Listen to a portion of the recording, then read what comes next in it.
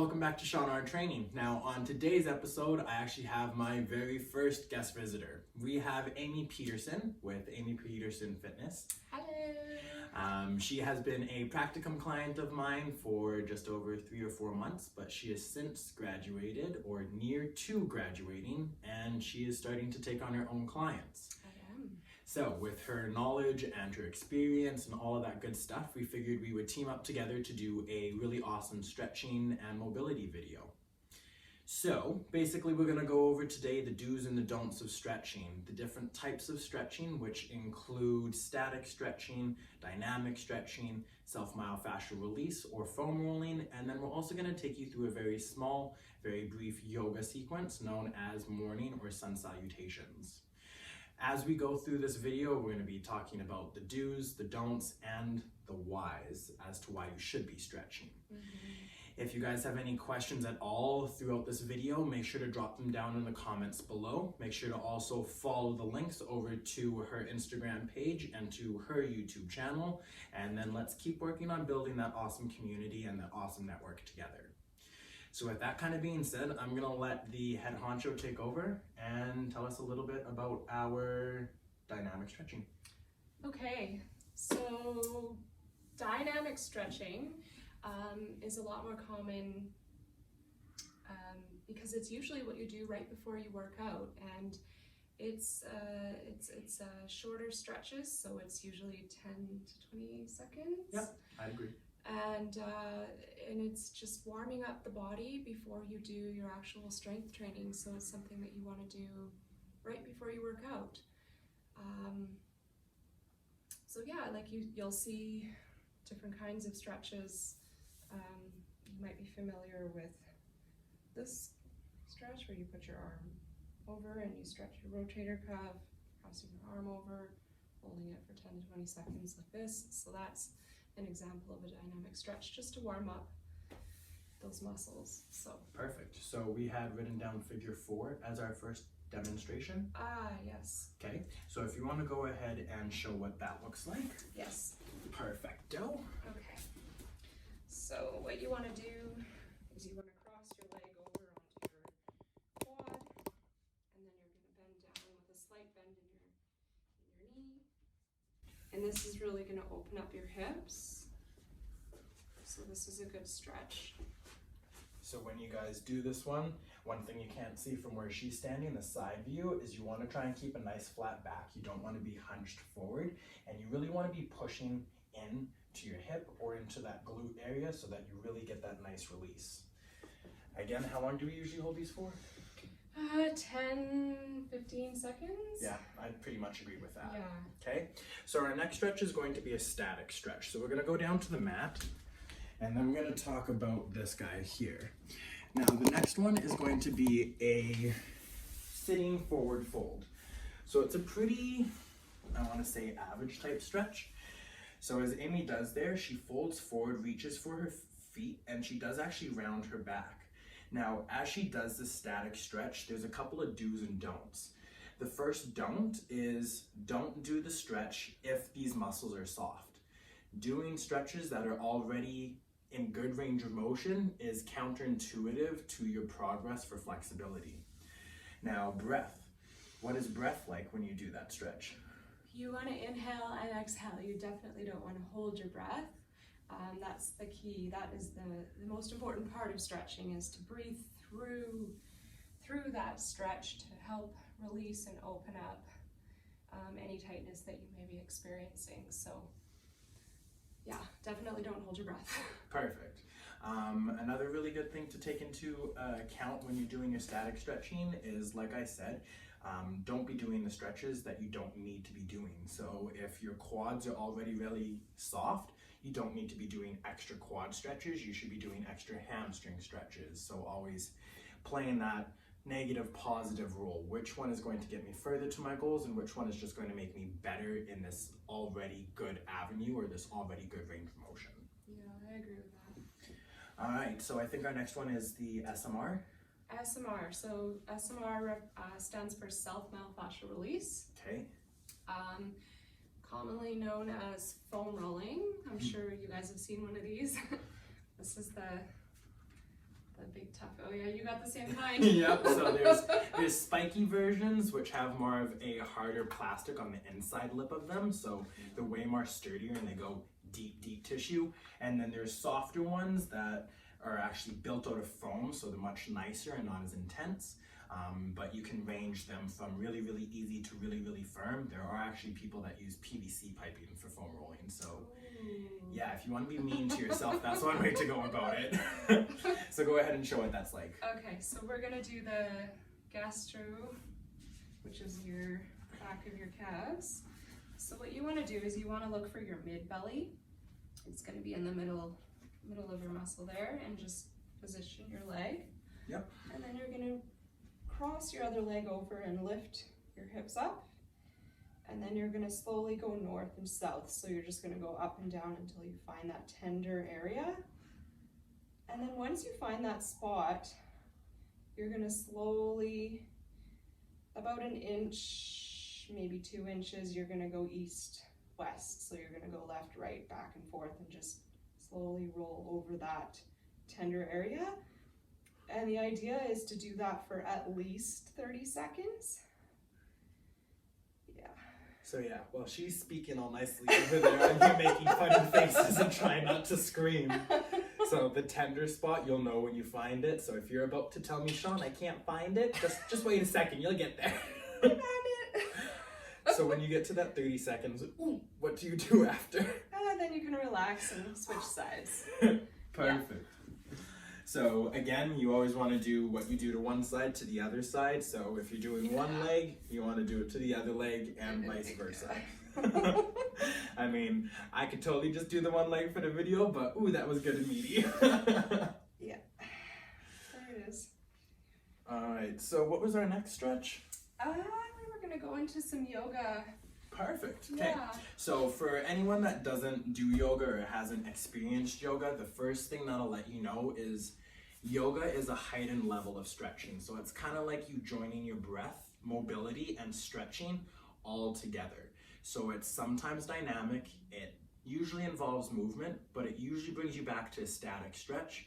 And usually in a yoga flow, you'll hold a stretch for anywhere from 10 to 15 seconds, but you usually don't get to the 30-second hold because yoga is about movement and breath with that.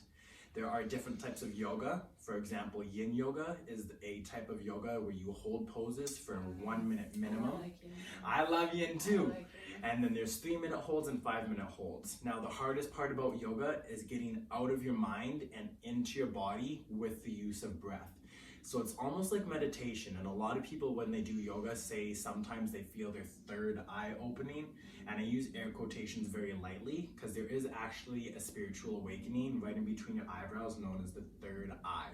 So usually when you're in yoga, you focus your energy into that spot in between your eyebrows, and that's supposed to help enlighten your energy or help carry you through your yoga flow a little bit more efficiently. Okay, so we're both going to stand up at the base of our mat, and I'm going to take us through a little bit of a sun salutation.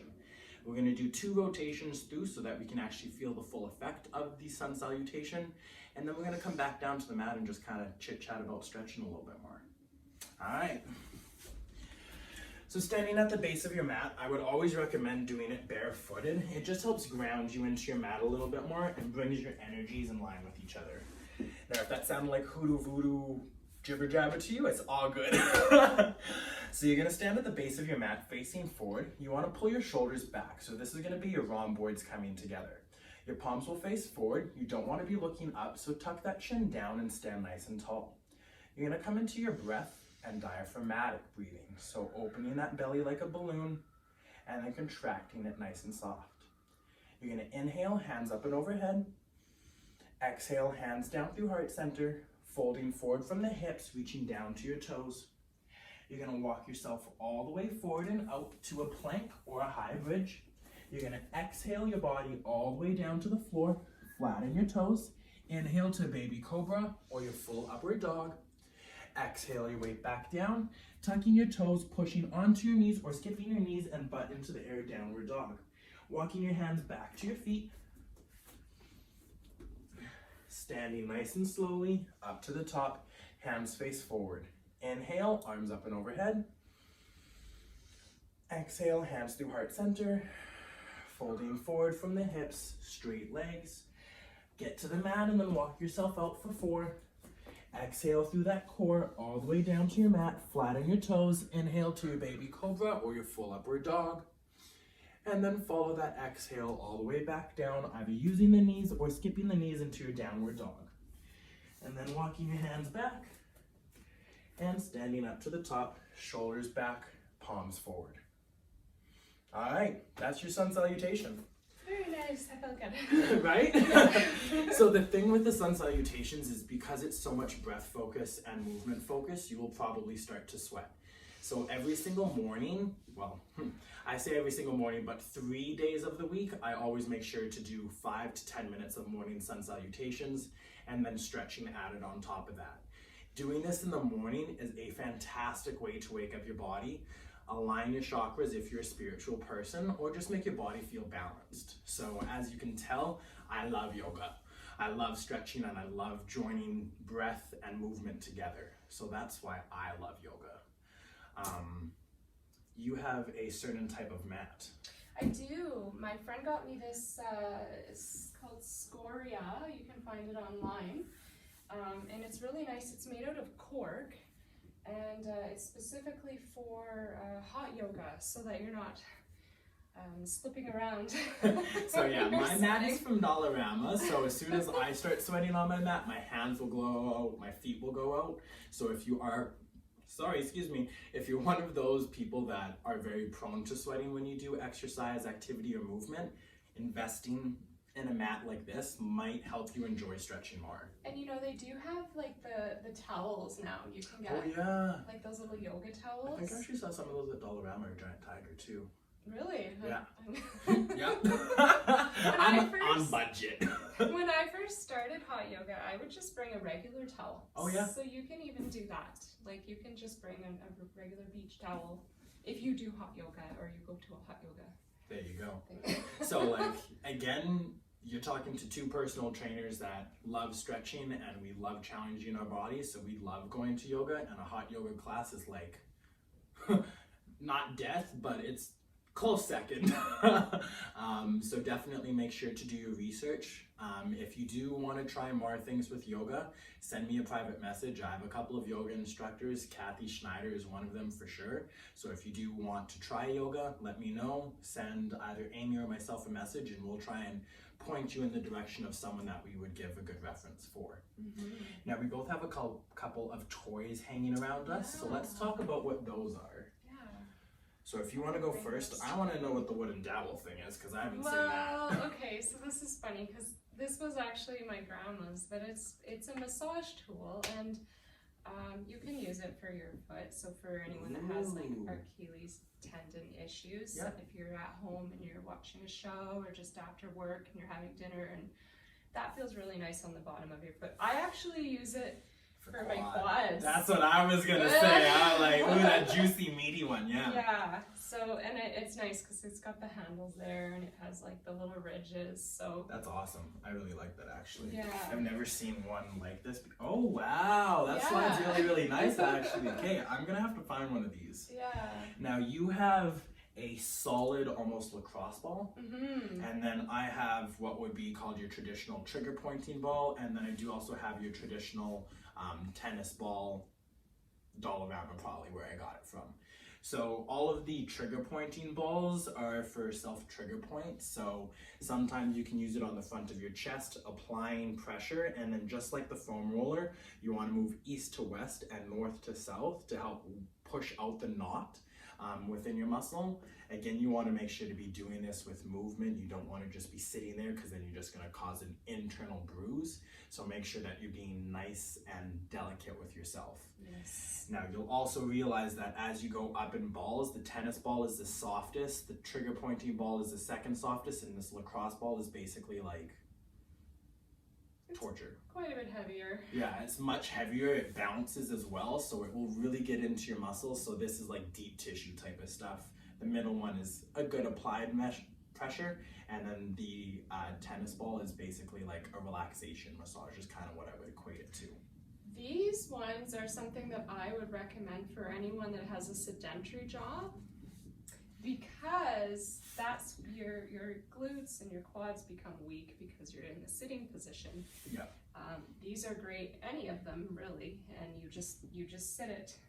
Yeah, well, you're sitting on a chair, and then you find that, again, that tender area. It is considered myofascial release, so you want to do the minimum 30 seconds. You felt that right away. Yeah, I ain't doing it for 30 seconds. I'm good. I'm gonna tap out on that shit. But you're definitely not in the sedentary role, but.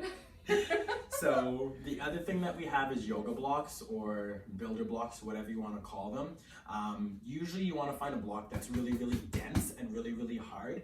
I do have some other ones that are softer and you can kind of bend them a little bit. Usually you want a firmer block because that will carry the weight of your body. So for example, sometimes when I do my downward pigeon pose, I just can't get my glute down to where I want it to. So taking a block and placing it underneath there gives the muscle the support so that you can actually exhale and go into that stretch efficiently. The last thing that I wanted to show you guys, bolsters. These are usually something that you use within a yoga practice. So they allow you to soften a stretch to a certain point, whereas you usually wouldn't be able to do that. So just a real quick example, wide-legged forward fold. How many people can do this stretch? Very slim to none. Most people will get to this pose and they can't even hold their body weight forward. Their hips and their adductors are too tight. So this is where most people will sit. So if you feel like you really need to work on this, investing in a bolster usually is about 50 to 80 bucks depending on the quality of what it is. And then you can actually use them to hold yourself in a propped position so you can at least start working into those muscles. So a bolster is a very, very, very good way of helping you get into your mobility. So it's good for your shoulders too. Yeah, exactly. You lay on it diagonally, yeah, and then that helps like open the chest. Yeah, so it's basically just like a chest opener in that point then. So here. Yeah, that one, that's my favorite. Exactly. So there's lots of different things you can do. So overall today, guys, me and Amy were just trying to give you guys as many different mobilities or different techniques, cues, toys that you can use to help improve your stretching, your mobility, and range of motion. So that's kind of where we're gonna leave it at. If you guys do have any questions, you want to reach out to Amy at Amypetersenfitness on Instagram. That's my handle. Okay, and then I also have an email. You can do amypetersenfitness@gmail.com. Perfect. So I have that as well. There you go. And then I will be tagging all of that stuff in the comments down below so you guys can follow her there, get some inspiration from her. She's also really, really, really, really good with nutrition. I like to say that on a 1 to 10, I'm like a 6 or 7 on nutrition. She's like an 8, 9, 10. So like, if you're struggling with that type of stuff, at least having a conversation about how she might be able to help you would be awesome.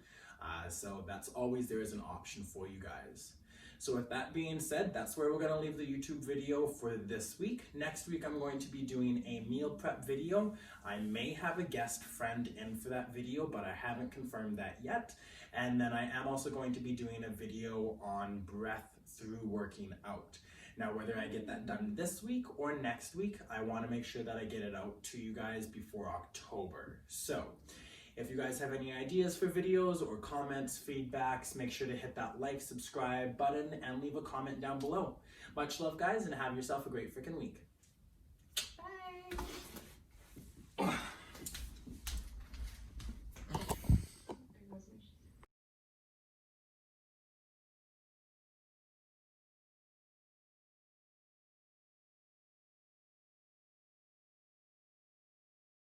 Bye.